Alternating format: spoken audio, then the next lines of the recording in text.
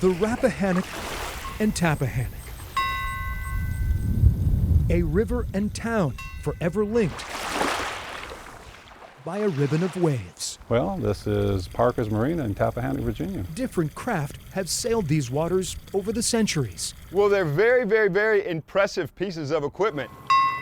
But nothing has ever dropped anchor and made a splash here like Wild Sally and Big Jack. Some people said these things looked like they belonged in a Star Wars movie. A pair of beasts, part boat, part truck, now called Tappahannock home. They're the largest single piece of equipment I've ever worked on.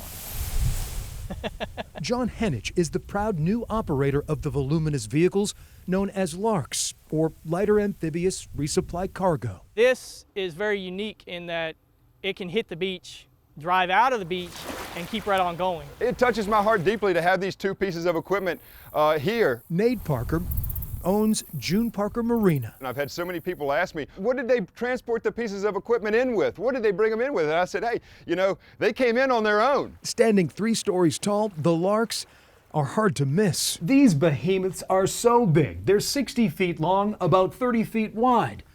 And their tires are nearly 9 feet tall. I taught myself what I needed to know, and we got them running. Henich, an engineer, didn't buy Jack and Sally as a conversation starter. No.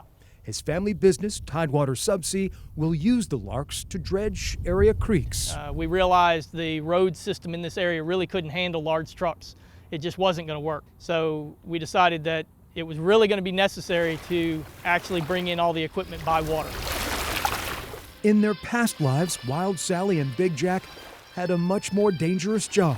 200 men, complete with their combat gear. These former U.S. military vehicles were used during the Vietnam War to carry troops and tanks. It can ferry outsize and heavy equipment. Only 60 were ever made. These have bullet holes in them that have been repaired. They were combat vehicles. There's no question about it. After the fighting ended, the LARC sat rusting away in New York for the last 15 years. So as far as we know, there are only 10 left in the world. Earlier this year, John found numbers 48 and 49 on Staten Island. I figured that with a little bit of love, we'd get them running.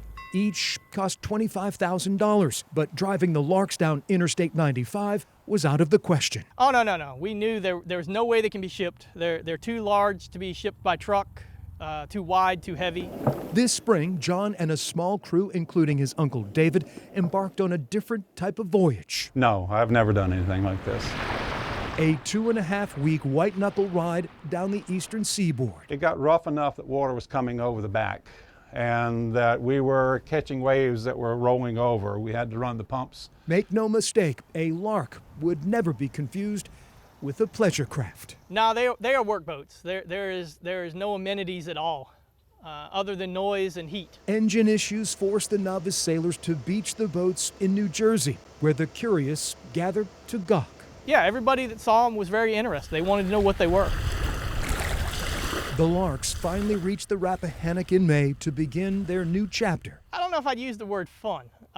It was an adventure. It is not lost on John that by preserving maritime history, he's also honoring the soldiers who served on board. I'd rather not see them sit and rust or get destroyed. John Henich, a sea-tested captain, pleased with his business decision, which was done on a LARC. As long as these keep running and doing their job, they'll live as long as we can keep them going. In Tappahannock, I'm Greg McQuade, CBS 6 News.